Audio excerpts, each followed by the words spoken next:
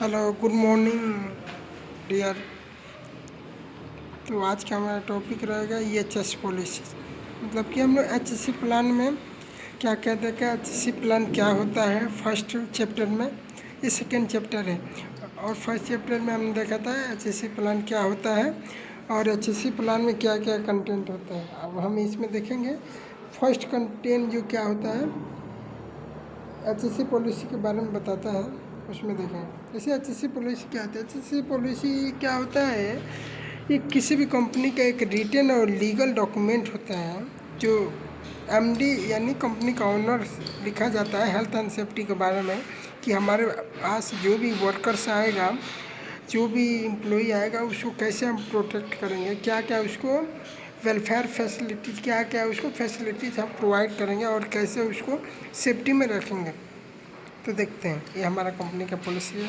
जैसे हमारा 885 company, 885 inverted LLP is linked to providing service in a way that the workers working in other facilities apply the highest norms of the safety and environmental care. We operate our facility in such a way that health and safety of our workers are not exposed to unacceptable risk. मतलब कि ये जो 885 company है वो क्या एक link provide करता है, जो वर्कर्स वर्किंग काम करते समय उसको जो फैसिलिटीज़ प्रोवाइड करता है हाईएस्ट इन्वायरमेंटल के लिए।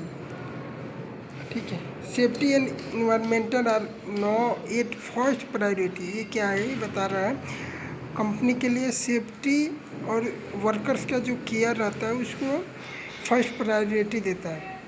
But at the same time को वर्कर्स रिस्पॉन्सिबिलिटी, बट जब वर्कर्स काम करते हैं हम उसको सारी फैसिलिटी प्रोवाइड करता है, लेकिन वर्कर्स उसका यूज नहीं करते हैं, वो उसका जिम्मेदारी होता है।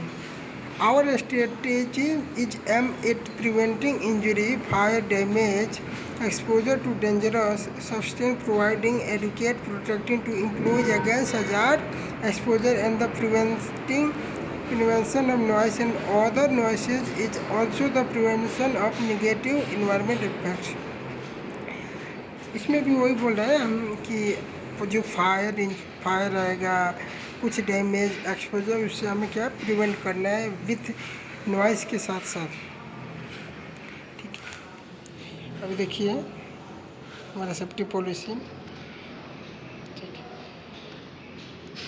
To educate and train EHS policy and committees to embrace environmental health and safety practice and procedure while creating a strategic value to EHS work.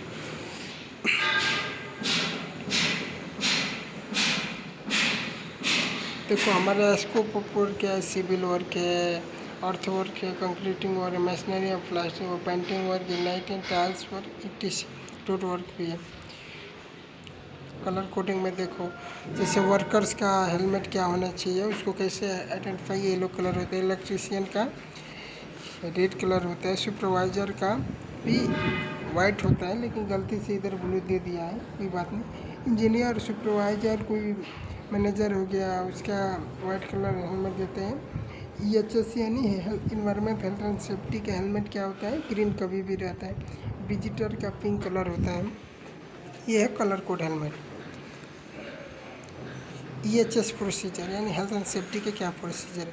एक फर्स्ट EHS मैनुअल होता है, जो हमारा एक इन्वायरमेंट हेल्थ एंड सेफ्टी का manual बना होता है, कैसे काम करना है, क्या उसमें प्रोसीजर रहेगा, क्या क्या इक्विपमेंट यूज होगा, कब उसको ख़त्म करना है, काम को कैसे हैंडलिंग करना है, उसमें सभी मेंशन रहता है। उसके बाद से मेथड स्टेटमेंट आता है। जॉब सेफ्टी लाइसेंस होता है, वर्क परमिट होता है, इंडक्शन ट्रेनिंग होता है, हेल्थ चेकअप होता है, गेट पास होता है, PPE प्रोवाइड करते हैं, TBT होते हैं, work style.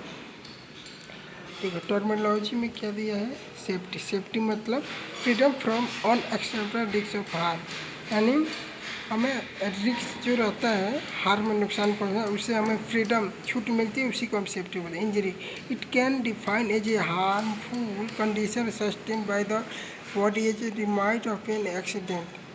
It can take the form of abrasion, a bruise, a laceration, a fracture, a frozen object in the body, a puncture wound, a bone, or an tissue.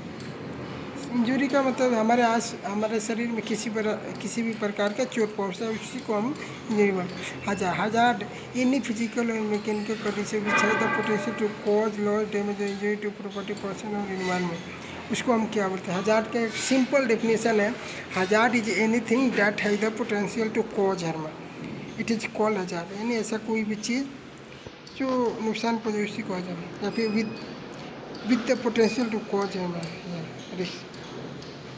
वैसे accident है, cause of accident है। अभी देखो इसमें हम cause of accident, ये most important है हमारा जानना। इसमें प्रिवेंटिव कंट्रोल मेजर है। कॉज ऑफ एक्सीडेंट में क्या होता है, unsafe act, unsafe condition. 5 years are the cardinal prevention of accident. Accident prevention के लिए हम 5 years के देखिए इसमें क्या, इंजीनियरिंग मतलब to prevent unsafe condition, education में to prevent unsafe act, enforcement में to follow safety rule, industrial में टू मेंटेन इंटरेस्ट, इवोल्यूशन मतलब to lead them to the correct way to ensure safety.